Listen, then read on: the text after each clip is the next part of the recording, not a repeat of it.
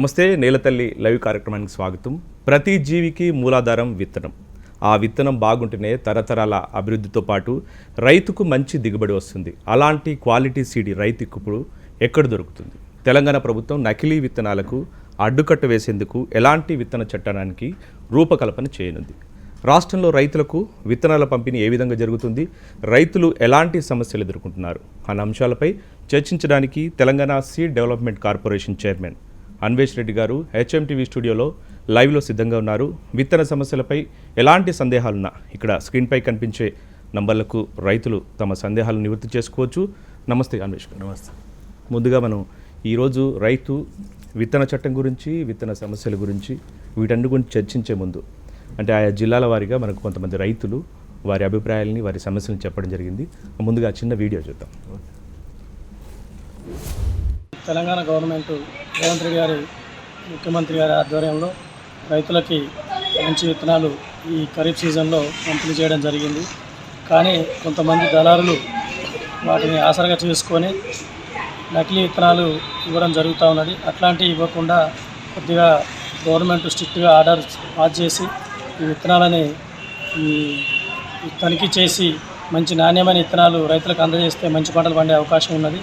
గతంలో కూడా చాలా నకిలీ విత్తనాలు ఇవ్వడం వల్ల రైతులు నష్టపోయి చాలా ఇబ్బందులకు గురైనారు. కాబట్టి ఇప్పటికైనా గవర్నమెంట్ మంచి నిర్ణయం తీసుకుంది. కానీ దాని సందర్భంగా విత్తనాలని తనిఖీలు చేయించి అధికారులతోని నకిలీ విత్తనాలు లేకుండా చూసే బాధ్యత కూడా గవర్నమెంట్ తీసుకోవాలని కోరుతాం. విత్తనాలకు చట్టం చేయడం అనేది మనము ఒక రకంగా గర్వించదగ్గ విషయమే. అయితే ఈ చట్టం చేసేటప్పుడు ప్రభుత్వం కూడా కొన్ని పుట్టగొడుగులాగా పుట్టుకొచ్చే కంపెనీలు చాలా ఉన్నాయి.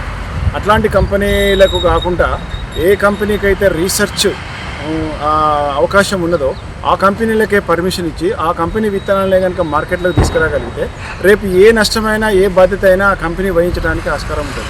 అట్లా కాకుండా మ్యానుఫ్యాక్చరింగ్ యూనిట్ వేరుంటుంది, మార్కెటింగ్ యూనిట్స్ వేరుంటుంది. దానివల్ల రైతు చాలా మోసపోవడానికి ఆస్కారం ఉంది. అట్లాగే ప్యాకెట్ రిలీజ్ చేస్తున్నప్పుడే దాని మీద రైతుకు నష్టమైనా కూడా ఇన్సూరెన్స్ క్లెయిమ్ చేసే విధంగా ఆ కంపెనీ కనుక ఇన్సూరెన్స్ కట్టగలిగితే రైతుకు ఎంతో మేలు చేసిన విధంగా ఉంటుందనేది నా యొక్క అభిప్రాయం. రాష్ట్ర ప్రభుత్వం ఆధ్వర్యంలో వ్యవసాయ శాఖ వారు ప్రతి గ్రామానికి వెళ్ళి గ్రామంలో ఉన్నటువంటి ఆదర్శ రైతులకు ప్రతి గ్రామానికి 3 నుండి 5 రకాల విత్తనాలను ఇస్తున్నారు. బ్రీడర్ సీడ్ కనుక ఇస్తే ఆ బ్రీడర్ సీడ్ ద్వారా ఫౌండేషను ఫ్రూట్ఫుల్ సీడ్ వస్తుంది. కాబట్టి దయచేసి నేను ప్రభుత్వానికి విజ్ఞప్తి చేసేది ఏంటంటే మీరు ఇచ్చే విత్తనాలు ఒక మంచి స్కీమ్ ఇది. గ్రామంలో ఉన్నటువంటి ఆదర్శ రైతులు 5కి గాక 5 రకాల విత్తనాలు ఇచ్చుంటే ఈ సీడును గ్రామంలోని ప్రజలు 10 కాలాల పాటు వాటిని ఉపయోగించుకోవచ్చు. నాణ్యమైన విత్తనాన్ని రైతులకు మనం అందజేస్తే వాళ్ళకి పంట నష్టం జరగకుండా తర్వాత మనకు పెట్టుబడి ఖర్చు తగ్గి ఎక్కువ దిగుబడి, తర్వాత ఎక్కువ నికర ఆదాయం వచ్చే విధంగా ఉంటుందనేది యూనివర్సిటీకి ఆలోచన. చూసాం కదా అన్వేష్ రెడ్డి గారు. ఇప్పుడు రైతులు చెప్పిన సంగతులు చూస్తే కనుక నకిలీ విత్తనాల సమస్య ఇంకా ఉంది, విపరీతంగా ఉంది.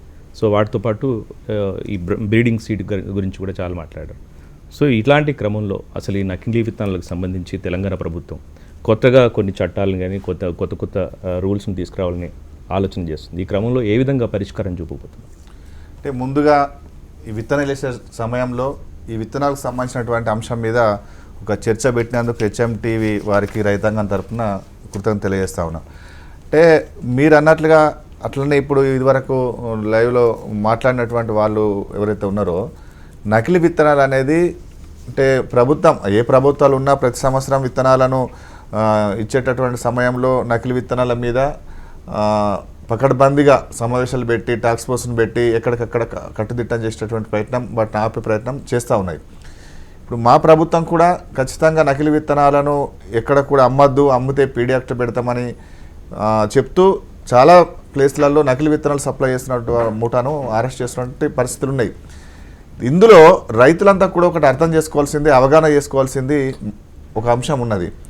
ఈ రాష్ట్రానికి సంబంధించినటువంటి సాగుకు సరిపడా ఇది వరి కావచ్చు, కాటన్ కావచ్చు, మొక్కజొన్న కావచ్చు, కంది కావచ్చు, ఏ విత్తనాలైనా కానీ ఈ రాష్ట్రానికి సరిపడే విత్తనాలు అందుబాటులో ఉండటంతో పాటు మిగిలిన ఇంకా ఇతర రాష్ట్రాలకు ఇచ్చేటటువంటి సామర్థ్యం కలిగినటువంటి తెలంగాణలో విత్తన అభివృద్ధి ఉంది.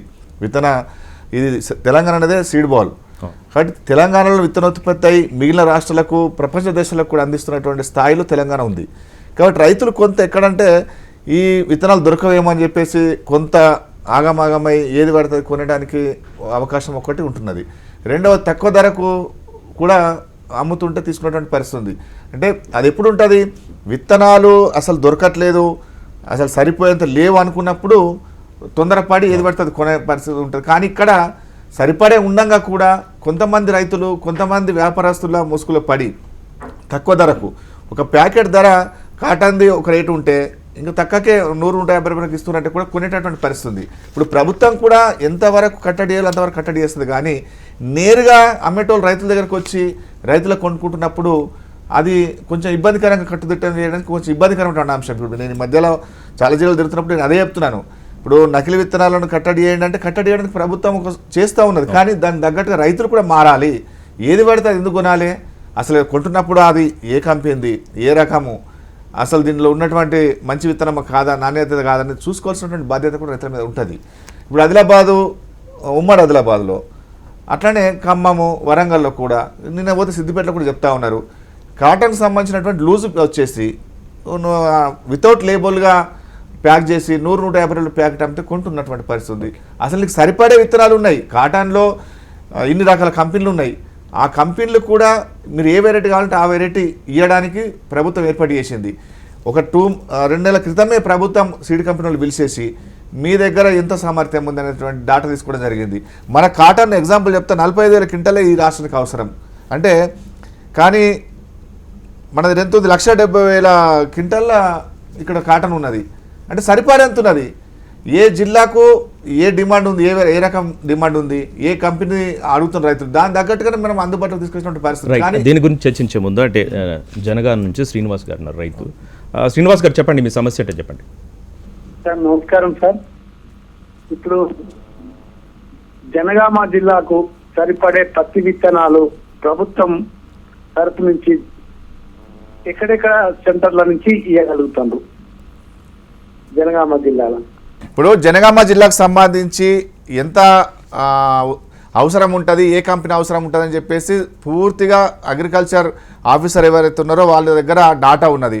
మీరు సంబంధిత ఏఓలను కానీ లేదా అక్కడ ఉన్నటువంటి జిల్లా అధికారిని కలిస్తే కనుక ఖచ్చితంగా మీకు మీరు ఏ మండలమో ఆ మండలం తగ్గట్టుగా ఎవరి దగ్గర ఉన్నదనేటువంటిది ఏర్పాట్లు పూర్తి సమాచారం వాళ్ళ దగ్గర ఉంటుంది.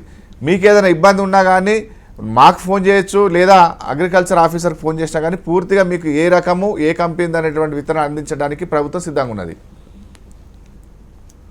Okay, right. దీనికి సంబంధించి ఇంకా బ్రీడ్ సీడర్ గురించి మాట్లాడము.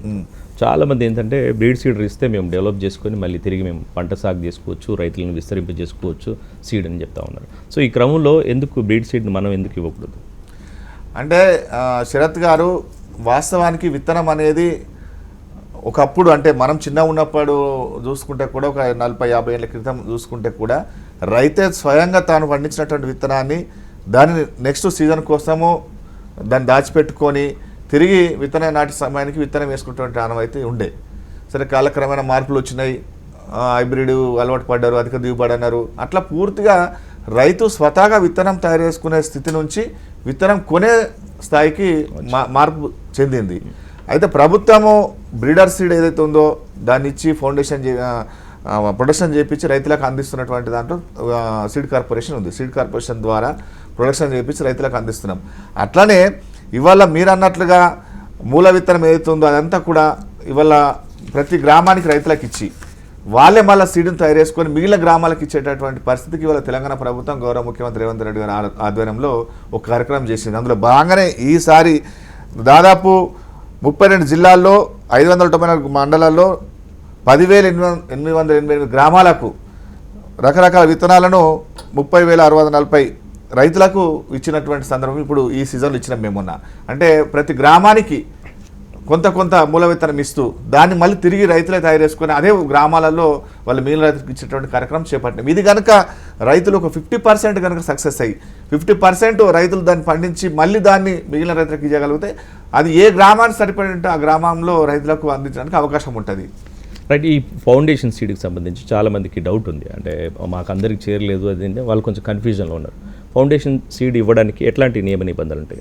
ఈ నియమ నిబంధనలు ఏం ఉండవు. ఇప్పుడు ఏదైతే యూనివర్సిటీ నుంచి మూల విత్తనం ఇచ్చారో గ్రామానికి ఒక 4-5 రైతులను ఎంపిక చేసుకొని వాళ్ళకి ఇవ్వడం జరిగింది. ఆ రైతులతోటి మిగిలిన నెక్స్ట్ పంటకు మిగిలిన రైతులకు ఇది ఏకాఏకనే ఒకటే సంవత్సరం గ్రామంలో రైతులకు ఇచ్చేటువంటి కార్యక్రమం కాదు, ఇది క్రమంగా డెవలప్ చేసుకునేది. ఇప్పుడు యూనివర్సిటీలో మొత్తం రాష్ట్రానికి సరిపోయేటటువంటి మూల విత్తనం అయితే ఉండదు, కానీ ఇది క్రమంగా డెవలప్ చేసుకోవాలి. ఇప్పుడు మా సీడ్ కార్పొరేషన్ అయినా కానీ కొన్ని ఈసారి మేము 1,65,000 క్వింటాలను మేము ఉత్పత్తి చేసుకున్నాం, దాన్ని రైతులకు ఇస్తాం. అట్లా క్రమంగా పెంచుకుంటూ పోతే ఇది ప్రైవేట్ కంపెనీలు కాకుండా ఒక దిక్కు రైతే తన విత్తనం తన తయారు చేసుకుని గ్రామాలకు ఇవ్వడము, మరో దిక్కు సీడ్ కార్పొరేషన్లో ప్రొడక్షన్ చేయించి దాన్ని రైతులకు ఇవ్వడం అనేది ఒకటి జరుగుతుంది. ఇది కనుక సక్రమంగా రైతులు కూడా అవగాహన చేసుకొని రైతులకు ఇచ్చినటువంటి విత్తనం మూల విత్తనం ఏదైతే ఉందో దాన్ని కాపాడుకొని మిగిలిన రైతులకు ఇచ్చేటువంటి కార్యక్రమం చేపడితే ఇది ఖచ్చితంగా రాబోయేటువంటి రోజులలో ఈ నకిలీ విత్తనాలని ప్రైవేట్ కంపెనీల మీద ఆధారపడకుండా రైతే తను మళ్ళీ విత్తనం తయారు చేసుకునే స్థాయికి ఎదుగుతాడు. అది దానివల్ల రైతులకు లాభం జరుగుతుంది. సార్ ఇంకొక కాల్ ఉన్నారు, రాజయ్య గారు జగిత్యాల నుంచి. రాజయ్య గారు చెప్పండి మీ సమస్య ఏంటో. నమస్కారం సార్, మీకు వారికి అయితే సార్ రైతు ఎంత దీనస్థితిలో అంటే పంట పండించి రోడ్ల వెంబడి పోసి చేస్తుండ్రు, విత్తనాలు కూడా వాళ్ళు చేసుకున్నంత కెపాసిటీ మీద కానీ ఏమైనా కానీ ప్రభుత్వం మీద ఆశపడడం, ప్రభుత్వం చేస్తున్నాడు ఏది కూడా ఇప్పుడు నకిలీ విత్తనాలు తీసుకొచ్చి వాళ్ళు చేసి ఆ పంట సరిగ్గా రాకపోయే కఠిన చట్టాలు ఉంటేనే ఇది సాధ్యం అవుతుందని తమరికి మనవి చేస్తున్నాను. చట్టాలు ఏమేమి తీసుకొస్తారో వివరించవలసిందిగా ప్రార్థిస్తున్నాం. అంటే ఇప్పుడు మీరు చెప్పినట్లుగా రైతు ప్రతిసారి నకిలీ విత్తనాలతోటి అది విత్తనెత్తిపోతులనైనా కానీ జనరల్ సీడ్లోనైనా కొంత రైతులు ఇబ్బంది పడుతున్నటువంటి పరిస్థితి ఉంది. ఇప్పుడు మొన్ననే ములుగు జిల్లా కావచ్చు, లేకుంటే ఈ రబీలోనే నిజామాబాద్ లాంటి జిల్లాలో లేదా సూర్యాపేటలో వరిలో కూడా ఇబ్బంది పడ్డారు. ఇప్పుడు దానికోసమే చాలామంది రైతులు కూడా విత్తన చట్టం తీసుకొస్తే బాగుంటుంది అనేటటువంటి అభిప్రాయం ఉన్నది. దానిలో భాగంగా ప్రభుత్వం ఈ విత్తన చట్టం అనేది కేంద్ర పరిధిలో ఉన్నటువంటి విత్తన చట్టం, ఈ విత్తన చట్టం మార్పు జరగాలని చెప్పేసి 10 ఏళ్ల క్రితమే ఒక డ్రాఫ్ట్ చేస్తే కేంద్ర ప్రభుత్వం ఇప్పటికి పెండింగ్ పెట్టింది.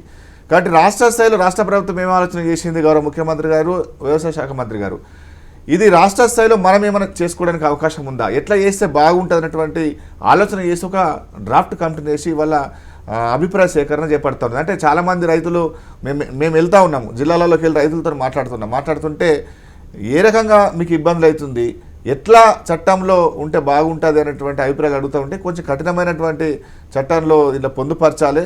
ప్రధానంగా రైతుకు విత్తనం ద్వారా నష్టం జరిగినప్పుడు రైతుకు కాంపన్సేషన్ అందే విధంగా. ఇప్పుడు ఇంతకుముందు ఒక రైతు చెప్పిండు, దాంట్లో మీరు చూపించిన దాంట్లో విత్తనం ఇచ్చినప్పుడే కంపెనీ వాళ్ళే ఇన్సూరెన్స్ చేయాలనేటువంటి ఒక అంశం చెప్పారు. దాన్ని మాకు నేరే కూడా రైతులు చాలా దగ్గర మాకు అభిప్రాయం చెప్పినటువంటి సందర్భం ఉన్నది. అంటే విత్తనం ఎప్పుడైతే తయారు చేస్తారో వాళ్ళే ఇన్సూరెన్స్ కట్టాలి, నష్టం జరిగినప్పుడు ఇన్సూరెన్స్ ద్వారా రావాలనేటువంటి రకరకాల అభిప్రాయాలు చెప్తా ఉన్నారు. దీని అంతా కూడా క్రోడీకరించి అంతిమంగా రైతులకు ఉపయోగపడే విధంగానే ఈ చట్టం రాబోతుంది అనేటువంటి ఒక ఆలోచన. అంటే మీరు అన్నట్టు ఇప్పుడు రాష్ట్ర వ్యాప్తంగా రైతులకు సంబంధించి అందరి దగ్గర అభిప్రాయాలు తీసుకుంటా ఉన్నారు. మేము తీసుకుంటాం. ఆల్రెడీ ఒక 3 జిల్లాలు అయినాయి. రేపు 11వ తారీఖున ఆదిలాబాద్ ఉంది. అట్లా అన్ని జిల్లాలలో తిరుగుతూ ఇటు ఆర్గనైజర్లతోటి, ఇటు డీలర్లతోటి, రైతులతోటి, విత్తనోత్పత్తి చేసే రైతులతోటి, అన్ని రకాల రైతులతో సెక్షన్లతో మనం మాట్లాడుతూ ఉన్నాం. అట్లాగే అంతిమంగా కూడా ఎక్స్పోర్ట్స్ తోటి, ఇటు సీడ్ కంపెనీలతో అందరితోటి మాట్లాడి అంతిమంగా రైతుకు అనేటోడికి విత్తనం ద్వారా నష్టం జరగద్దు. అది ఇదివరకు లేదు, ఇదివరకు చట్టాలు లేవు కాబట్టి ఎట్లా అంటే అట్లా జరిగినటువంటి పరిస్థితి. అంటే మీ ద్వారా నేను రైతులకు విజ్ఞప్తి చేస్తూ ఉన్నాను, రైతులు కూడా ఒక ఆలోచన చేయాలి. ఎక్కడైతే సీడ్ కొనుగోలు చేస్తారో అది ఖచ్చితంగా రసీదు అనేది తీసుకోవాలి. రసీదు లేకుండా కూడా రైతులు తీసుకున్నటువంటి పరిస్థితి ఉంది. రేపు తెల్ల నష్టం జరిగినప్పుడు ఇది ఎక్కడ కొన్నవారంటే ఏమో సార్ పలానా దగ్గర తీసుకున్నా, నా రసీదు ఉందంటే రసీదు ఉండదు. ఈ రకంగా కూడా మనం కంపెనీల మీద ఎలాంటి చర్యలు తీసుకోవడానికి అవకాశం ఉండదు. నువ్వు రసీదు తీసుకుంటే ఏ కంపెనీ తీసుకున్నావు, ఏ వెరైటీ ఉన్నది అనేటువంటిది ఉంటే మనం మాట్లాడడానికి ఒక అవకాశం ఉంటుంది. రైట్. వికారాబాద్ నుంచి నారాయణ అనే రైతు ఉన్నారు. నారాయణ గారు చెప్పండి మీ సమస్య అంటే చెప్పండి. నమస్కారం సార్. నమస్కారం. అన్వేష్ రెడ్డి గారికి మీకు ధన్యవాదాలండి, HM టీవీ వీక్షకులకు అందరికీ. రైతులకు బ్రీడర్ సీడ్ అందుబాటులో ఉంటే చాలా బాగుంటుంది సార్. మేము గత 10 సంవత్సరాల నుంచి పంట పండించడమే కాకుండా బ్రీడర్ సీడ్ ద్వారా మళ్ళీ విత్తనం కూడా రైతులకు మేము అందజేస్తున్నాము. బ్రీడర్ సీడ్ మన తెలంగాణలో రైతులకు ఇచ్చే ఫెసిలిటీ లేదు, కేవలం కంపెనీస్ కు ఎఫ్పిఓస్ మాత్రమే అని అంటారు. దీన్ని రైతులకు అభ్యుదయ రైతులకు కూడా అందిస్తే వాళ్ళు పంట పండించుకోవడమే కాకుండా నాణ్యమైన సీడు గ్రామాల్లో కానీ ఇతర గ్రామాలకు కానీ అందజేయడానికి అవకాశం ఉంటుంది. కానీ ఏ విధంగా అయితే మార్పు చేస్తే మన రైతులందరికీ అభ్యుదయ రైతులకు ఇవ్వగలుగుతారు బ్రీడర్ సీడ్ అని నా ప్రశ్న సార్. నారాయణ గారు, ఇప్పుడు మీరు ఏ పంట సాగు చేస్తారు అక్కడ? కంది పంట సార్, కంది పంట. ఓకే, కంది పంటను మీకు ఎంత అవసరం ఉంది అంత ఇవ్వడానికి మేము సిద్ధంగా ఉన్నాం సీడ్ కార్పొరేషన్ ద్వారా. మీరు నా నెంబర్ తీసుకొని ఫోన్ చేయండి. మీ దగ్గరికి కూడా మేము వచ్చే ప్రోగ్రామ్ ఉంది. వికారాబాద్కి కంది పంట ఖచ్చితంగా ఉత్పత్తి అయిపోయాలని ఒక ఆలోచన ఉన్నాము. ఖచ్చితంగా మీ దగ్గరికి వస్తాం. మీ నెంబర్ నేను తీసుకొని మిమ్మల్ని మీకు ఎంత అవసరం ఉందో అంత ఇవ్వడానికి మేము సిద్ధంగా ఉన్నాం. కంది పంటను కూడా బ్రీడర్ సీడ్ ఇస్తాం. రైట్. ఇప్పుడు మీరు క్షేత్ర స్థాయిలో చాలా మంది రైతులను కలిసి ఉంటారు. సో ఇలాంటి క్రమంలో మీకు జనరల్గా ఎట్లాంటి రైతుల కీలక సమస్యలు మీరు అబ్జర్వ్ చేస్తున్నారు? అంటే ఒకటేమో విత్తన ఉత్పత్తిలో ఒక సమస్యలు వస్తున్నాయి, జనరల్ సీడ్లో ఒక సమస్యలు వస్తున్నాయి. ఉదాహరణకు ఇప్పుడు మొక్కజొన్న చూసుకున్నాం అనుకోనండి. మొక్కజొన్న విత్తనోత్పత్తిలో ఆ మొక్క ఎదుగుదల ఉండకపోవడము, దిగుబడి ఒక 40 క్వింటాలు అనుకుంటే 20 క్వింటాలు కూడా రాకపోయినటువంటి పరిస్థితి, ఈ రకమైనటువంటి ఇబ్బంది వస్తుంది. వరికి వచ్చేసరికి వరిలో నీకు నెల లోపలనే పుట్టకు రావడము, లేదా ఏ టైంకి అయితే పుట్టకు రావాలో అది కొంత శాతం వచ్చి మిగిలింది పుట్టకు రాకపోవడము, లేదా అల్టిమేట్గా దిగుబడి తగ్గిపోవడం, ఇలాంటి సమస్యలు వస్తున్నాయి. మిర్చిలో ఒక రకమైన సమస్య, అది తామర పురుగు లాంటిది ఒక రోగం వచ్చేసి మొత్తానికి దిగుబడి పడిపోవడము, లేదా మందులు కొడితే తప్ప వచ్చేటటువంటి పరిస్థితి లేదు. ఆ మందులు కొట్టడంతో పెట్టుబడి పెరిగి రైతు కుదించిపోయి ఆర్థికంగా నష్టపోయి ఆత్మహత్యలకు పాల్పడుతున్నటువంటి పరిస్థితులన్నీ ఉన్నాయి. ఇది కొంత వాతావరణంతో రావచ్చు, కొంత విత్తనంతో రావచ్చు, కొంత మనం వాడేటటువంటి ఫర్టిలైజర్. నేను మహబూబాద్లో 40 మంది ఆత్మహత్య చేసుకుంటే కేస్ టు కేస్ స్టడీస్ చేస్తే యూరియా అనేది ఎక్కువ వాడుతున్నారు. ఒక ఎకరానికి పంటకాలం వచ్చేసరికి 20-25 బస్తాలు వాడుతున్నారు. దానివల్ల కూడా కొంత ప్రమాదం ఉంది. అంటే ఇటు కొంచెం భూసారాన్ని కాపాడుకోవాల్సిన అవసరం ఉంది, ద సేమ్ టైం విత్తనాలతో కూడా కొంత ఇబ్బంది వచ్చినటువంటి పరిస్థితి నేను చూసిన సందర్భంలో కనబడింది నాకు. మీరు అన్నట్టు ఇప్పుడు యూరియాకి సంబంధించి అంటే మోతాదుకు మించి కొట్టడం ఇవన్నీ వీటికి సంబంధించి ప్రభుత్వం కూడా కొంత చొరవ తీసుకొని వాళ్ళకి అవగాహన శిక్షణ ప్రభుత్వం యూరియా తగ్గించాలన్నటువంటి చెప్తా ఉన్నది. ఒకప్పుడు యూరియా వెళ్తే పచ్చగా వస్తుండే, ఏపుగా పెరుగుతుండే, కానీ అది డిసీజ్ వస్తుంది అనేటువంటి తర్వాత కాలక్రమాన్ని అర్థమైంది కాబట్టి తగ్గిస్తున్నారు. క్రమంగా ప్రభుత్వం కూడా అందరికీ అవగాహన చేస్తుంది, అవగాహన సదస్సులు పెడతా ఉన్నారు. ఈ రైతు ఇంట్లో శాస్త్రవేత్తలు, రైతు ముంగిట శాస్త్రవేత్తలు అనే కార్యక్రమం ఏది తీసుకున్నామో దాంట్లో ఖచ్చితంగా యూరియా ఎంత మోతాదు వాడాలి, ఏ రకంగా మనం దాన్ని చేస్తే బాగుంటుంది, రోగాల నుంచి కాపాడుకోగలుగుతున్నటువంటిది రైతులకు అవగాహన చేస్తుంది. కానీ కొంత ఏదైతే కంపెనీ వాళ్ళు విత్తనాలు ఇచ్చే క్రమంలో కొంచెం నాణ్యత ప్రమాణాలు పాటించకపోవడం వల్ల కూడా రైతులకు ఇబ్బంది వస్తున్నటువంటి పరిస్థితి మనకు కనబడ్డది. అంటే ఇప్పుడు ఆల్ ఓవర్గా ఈ విత్తన చట్టానికి సంబంధించి ఇప్పుడు ఇన్ని సమస్యలు మనం మాట్లాడుకున్నాం. సో విత్తన చట్టానికి సంబంధించి రాష్ట్ర ప్రభుత్వం ఒక ముసాయిదా కమిటీని కూడా ఏర్పాటు చేసింది. ఈ క్రమంలో అసలు ఈ ముసాయిదా కమిటీ ఏం చేయబోతుంది, దీనికి మీరే చైర్మన్ ఉన్నారు. అంటే ముసాయిదా కమిటీ ఏ రకంగా చట్టం చేయాలి, రాష్ట్ర పరిధిలో ఏ రకంగా చేసుకోవచ్చు, అసలు రైతులు ఏ రకమైనటువంటి నష్టపోతున్నారు, ఏం కోరుకుంటున్నారు నష్టం జరిగినప్పుడు అనేటటువంటిది ఆలోచన చేసి ఒక కమిటీని వేసి కమిటీ మేము రాయొచ్చు. ఇక్కడనే పాత చట్టాలు ఉన్నాయి, 1966 నుంచి ఉన్నటువంటి చట్టాలని దాని పేపర్ తిరిగి దీన్ని కంపేర్ చేసి రాయొచ్చు. కానీ ఇది కింది స్థాయికి వెళ్తేనే రైతులు ఏ రకంగా నష్టపోతున్నారు అనేటువంటి మనకు అర్థమవుతుంది. చాలామంది రైతులు పంట నష్టం అయినప్పుడు కోర్టు వెళ్తున్నారు. కానీ ఎంతమంది రైతులు వెళ్ళగలుగుతారు? ఒకవేళ వెళ్ళినప్పటికీ కూడా కంపెనీ వాళ్ళ దాన్ని బట్టి తట్టుకునే పరిస్థితి ఉంటుందా? అలా ఎక్కడ కూడా నాకు తెలిసి కోర్టు కాంపన్సేషన్ ఇచ్చిన సందర్భాలు ఎక్కడ కూడా లేవు. కానీ ఈ కాంపన్సేషన్ సంబంధించిన ప్రధాన సమస్య వస్తూ ఉన్నది. అట్లాగే సీడు కంపెనీ వాళ్ళు కూడా వాళ్ళే ఓన్ ఆర్ఎండి లేకపోతే సీడ్ సర్టిఫికేషన్ వాళ్ళే చేసుకోవడం ఇలాంటివి కూడా వస్తూ ఉన్నాయి. రకరకాల అభిప్రాయాలు వస్తున్నాయి. వాళ్ళ అభిప్రాయాలను సేకరించి రైతుకు ఏదైతే మేలు అవుతుంది అనేటువంటి ఒక ఆలోచన రేపు చేయబోతా ఉన్నాం. నకిలీ విత్తనాలకు సంబంధించి ఈ చట్టాలు ఈ అమల్లో ఇప్పుడు వీటికి సంబంధించి ఎట్లాంటి చర్యలు తీసుకుంటా ఉన్నారు ప్రస్తుతం? అంటే నకిలీ విత్తనాల విషయంలో ఏదైతే ఉందో ఇప్పుడు చట్టంలో విత్తనం నష్టం జరిగితే కంపెనీ బాధ్యత వహించడమా ఏ రకంగా అనేది చాలామంది అభిప్రాయాలు చెప్తా ఉన్నారు. కానీ నేను సేమ్ టైం కూడా నేను చెప్తా ఉన్నా మరోసారి రైతులకు మీ ద్వారా ఎట్టి పరిస్థితులలో విత్తనం కొనేటప్పుడు అసలు అది ఏ కంపెనీది, ఏ వెరైటీ, ఎక్కడి నుంచి వస్తుంది అని చూసుకొని కొంటే మనకు కొంత నకిలీ విత్తనాలను మనం కట్టడి చేయగలుగుతాము. ప్రభుత్వము ఎంత ఎఫర్ట్స్ పెట్టినప్పటికి కూడా రైతులు కూడా కొంత మారకపోతే ఇబ్బంది అవుతుంది. మేము ఇంత చెప్తా ఉంటే కూడా ఇప్పటికి నేను సిద్దిపేట పోతుంటే లూజ్ ప్యాకెట్లకు అమ్ముతున్నారని చెప్తున్నారు. అసలు మనం తీసుకోకపోతే, రైతే తీసుకోకపోతే వాడు ఎవరికి అమ్ముతాడు? అమ్మాడు కదా. నీకు ఏదైతే కావాల్సినంత విత్తనం లేకపోతే నువ్వు ఆ బాధపడాలి. కావాల్సిన విత్తనం ఇవ్వడానికి ప్రభుత్వం ఏర్పాటు చేసింది, ఇవ్వడానికి సిద్ధంగా ఉన్నది. నువ్వు ఎవడు అనామాకుడు తెచ్చినటువంటి విత్తనం కొనవలసిన అవసరం ఏముందంట నేను. అవును, సరిపడా విత్తనం ఉన్నప్పుడు లేనప్పుడు ఇక బాధ, ఉన్నప్పుడు ఎందుకు నువ్వు బాధపడాలా?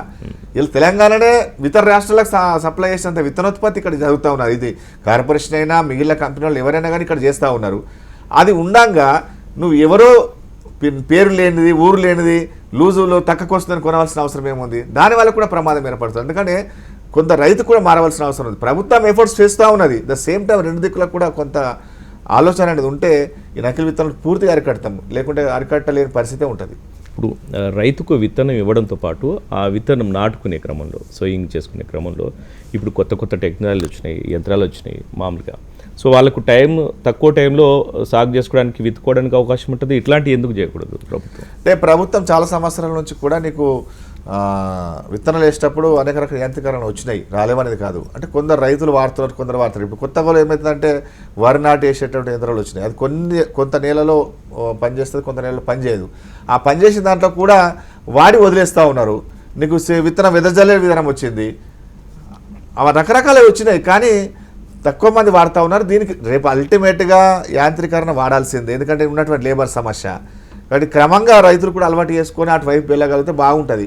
యంత్రాలు ఇవ్వడానికి ప్రభుత్వం సిద్ధంగా ఉంది, కానీ దాన్ని వాడకంలో వెళ్ళాలి. చాలా దగ్గర తీసుకొని వేస్తున్నారు, తర్వాత దాన్ని పక్కన పెట్టినటువంటి పరిస్థితి ఉన్నది. కాబట్టి ప్రభుత్వం యాంత్రీకరణ వైపు రేపు రాబోయే రోజుల్లో ప్రపంచ దేశాల్లో ఏ రకంగా అయితే యాంత్రీకరణ చేస్తూ ఉన్నారో, ఇది ఏదైతే లేబర్ సమస్య ఉందో, మ్యాన్ పవర్ ప్రాబ్లం చాలా ఉంటుంది. కాబట్టి ఖచ్చితంగా యాంత్రీకరణ వైపు వెళ్లాల్సిందే. యాంత్రీకరణకు రైతులకు అందించడానికి ప్రభుత్వం సిద్ధంగా ఉంది. రైతులు కూడా దాని వాడకంలోకి వస్తూ ఉంటే ప్రభుత్వం కూడా దానికి సరిపడడానికి సప్లై చేయడానికి ప్రభుత్వం కూడా ఏర్పాటు చేసుకుంటుంది. కానీ అక్కడ ముందు రైతులు కూడా దానికి అలవాటు పడాలి. ఇప్పుడు కొంత పద్ధతిలో సాగు చేస్తున్నట్లు అదే పద్ధతిలో సాగు పోతా ఉన్నాం, కానీ మార్పు అనేది రావాల్సినటువంటి అవసరం ఉన్నది.